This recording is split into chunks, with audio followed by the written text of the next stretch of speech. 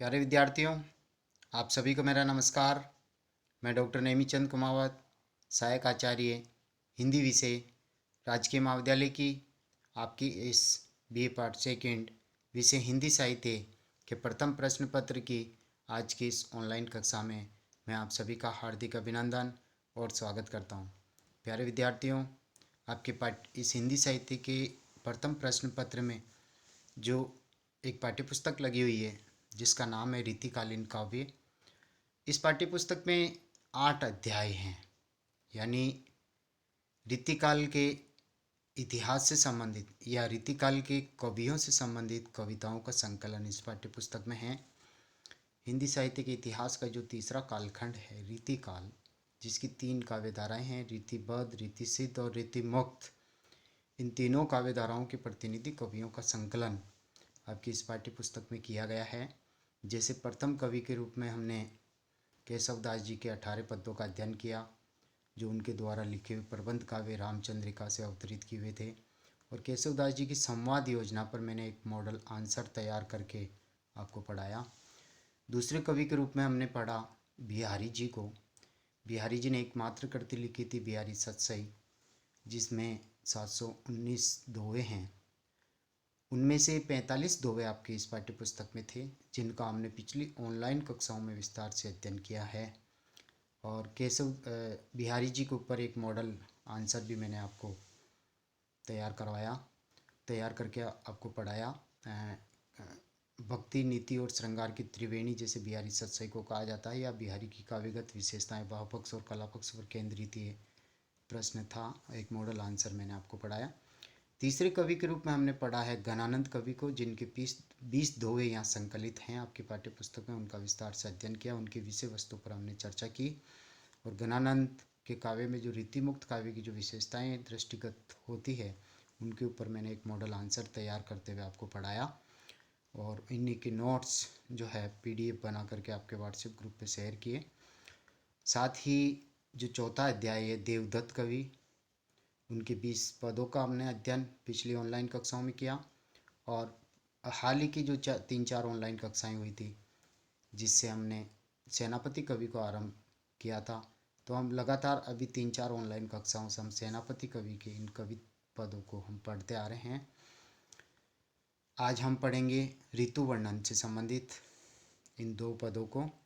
तो पिछली ऑनलाइन कक्षा में हमने पढ़ा है राम वंदना से जुड़े हुए पद और श्रृंगार वर्णन से जुड़े हुए पदों का अध्ययन किया था। तो आइए हम आरंभ करते हैं ऋतु वर्णन से संबंधित इस पद का। बरन बरन तरु फूले उपवन बन, यानी बरन बरन यानी रंग रंग के, रंग बिरंगे, तरु यानी वृक्ष, पेड़, फूले यानी खिल रहे हैं, उपवन बन यानी वन प्रदेशों में, उपवन में, बाग बगीचों में एक तरह से वसंत ऋतु का आगमन हो गया है। मैंने पिछले वीडियोज में भी ये बताया था आपको कि जो है इन रीतिकालीन कवियों ने कला पक्ष को संवारा है और इन्होंने अपनी कलाकारियाँ दिखाई है, पांडित्य प्रदर्शन किया है। तो इस पूरे पद को पढ़ने से कहीं भी ये अर्थ नहीं निकल रहा है कि कवि किसका वर्णन कर रहे हैं। हालांकि शीर्षक है ऋतु वर्णन, जैसे बरन बरन तरु फूले वन उपवन बन, सोई चतुरंग संग दल लहियत है। अब सेकंड पंक्ति से ऐसे लगता है कि चतुरंगिनी सेना सजी हुई है, जैसे कोई युद्ध का वातावरण बन रहा हो। बंदी जिमी बोलत बीरत बीर कोकिल हैं, यानी किसी की वीरता का यशगान किया जा रहा है। तो अंतिम पंक्ति, अंतिम जो चरण है, उसी से पता चलता है कि इस पूरे पद में किस विषय वस्तु का वर्णन है। देखिए, शोभा को समाज सेनापति सुख साज आज आवत बसंत ऋतुराज कहियत है, यानी प्रकृति में वसंत ऋतु रूपी राजा का आगमन हुआ है। तो कवि ने यहाँ पर वसंत के आगमन पर उसके रूप सौंदर्य को चित्रित करते हुए वसंत ऋतु को एक राजा के रूप में यहाँ चित्रित किया है। तो देखिए, हम पढ़ रहे हैं इसको।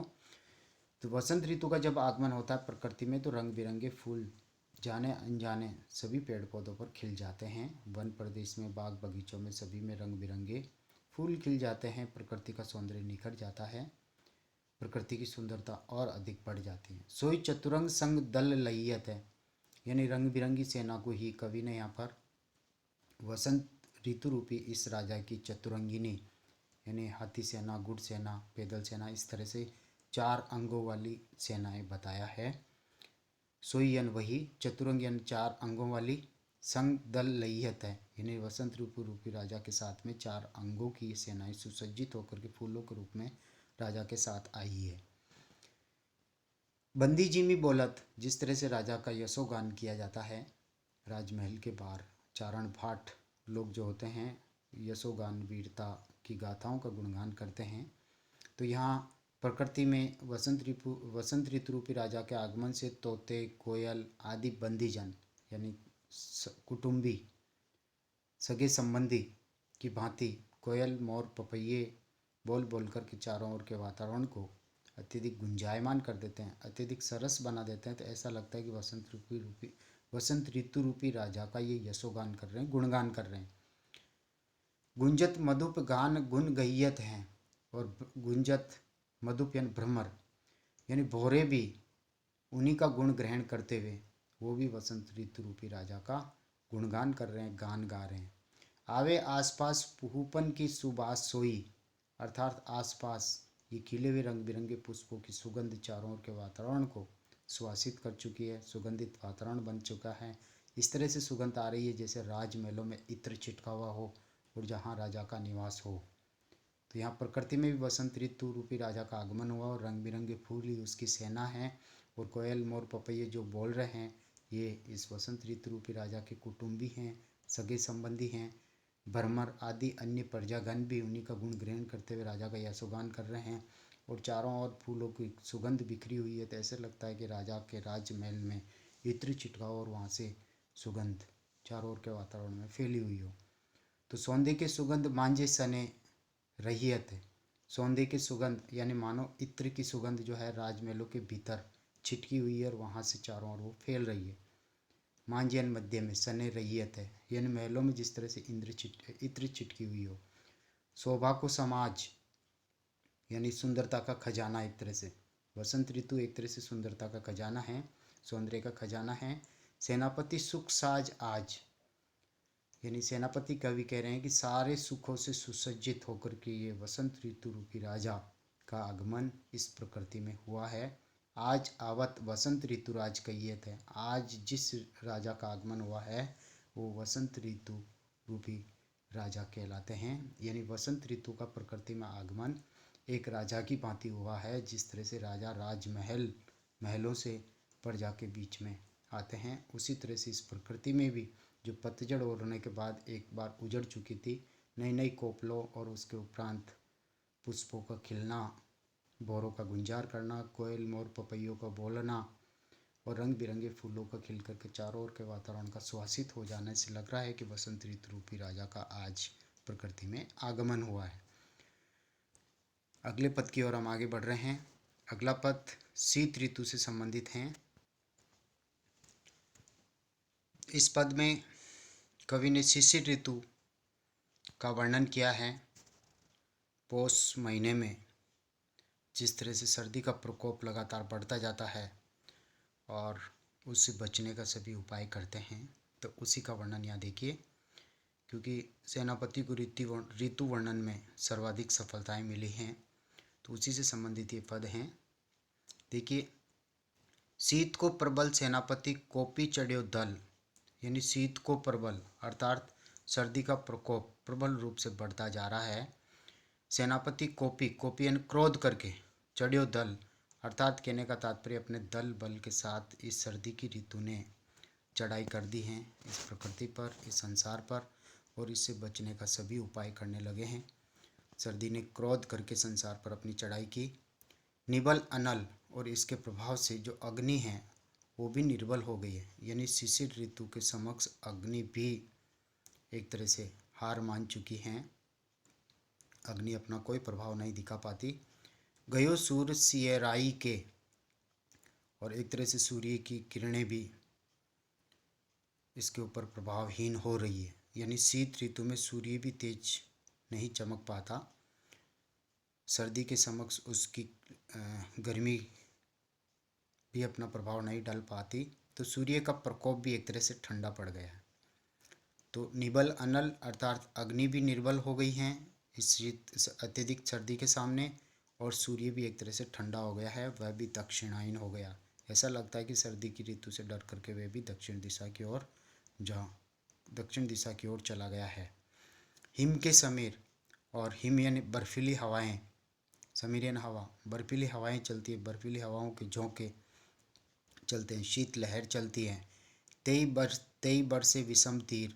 और जब शीतलहर चलती है तो इस शीतलहर के चलने से मनुष्य के शरीर पर इस तरह से शीतलहर के थपेड़े पड़ते हैं जैसे मानो कोई विषैले तीर बरसा रहा हो, यानी अत्यधिक ठंड लगती है शीतलहर चलने पर। रही है गर्म भौन कानन में जाई के। और जो गर्म हवा थी वह मानो घर के किसी कोने में जाकर के छिप सी गई हो।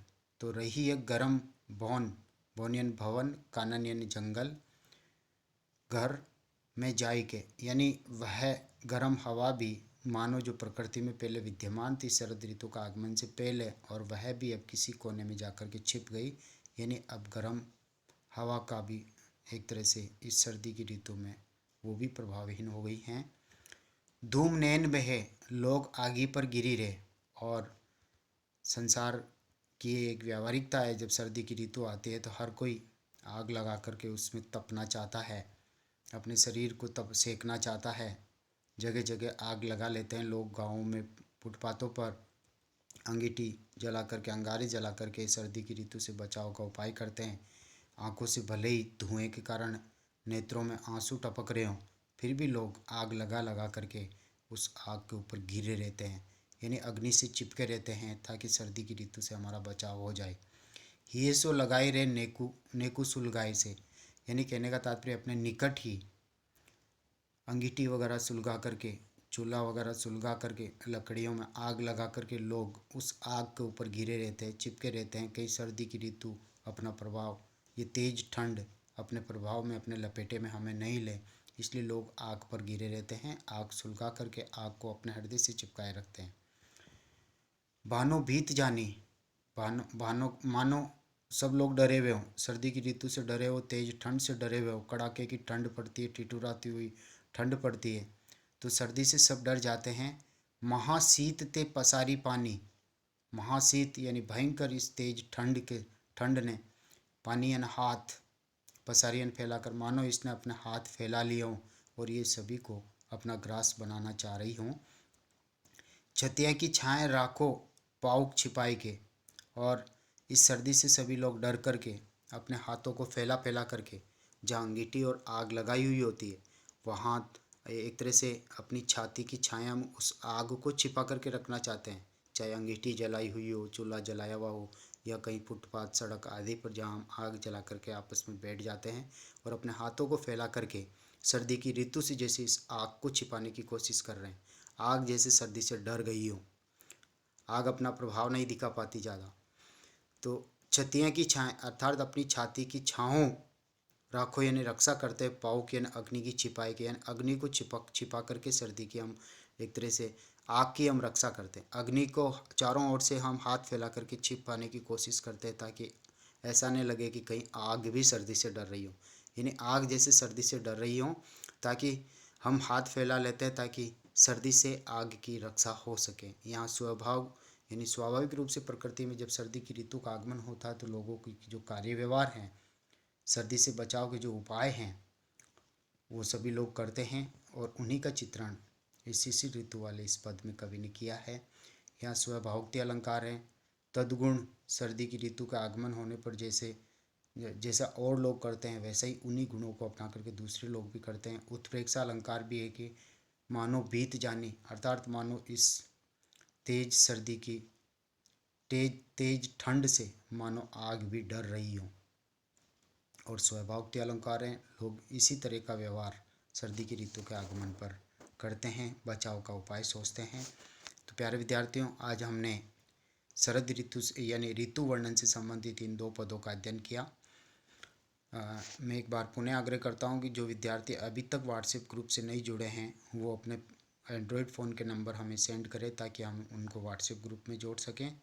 और जो विद्यार्थी कॉलेज की इस यूट्यूब चैनल को ओपन करके विषयवार जो प्लेलिस्ट बनी हुई है जिसमें जो वीडियोज संग्रहित हैं यदि पहली बार आप ओपन करके देख रहे हैं तो इन वीडियोज़ को लाइक ज़रूर करें और चैनल को सब्सक्राइब करें, क्योंकि जब तक आप इस चैनल को सब्सक्राइब नहीं करेंगे तब तक इससे संबंधित वीडियोज आपके समक्ष नहीं आ पाएंगे।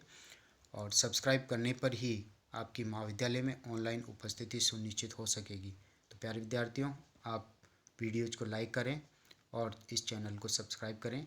अगली जो ऑनलाइन कक्षा होगी वो हम कवि के ऋतु वर्ण श्लेष वर्णन से संबंधित पदों का हम विस्तार से अध्ययन करेंगे। आज की इस ऑनलाइन कक्षा को मैं यहीं समाप्त करता हूँ। तब तक के लिए आपको धन्यवाद। जय हिंद, जय भारत।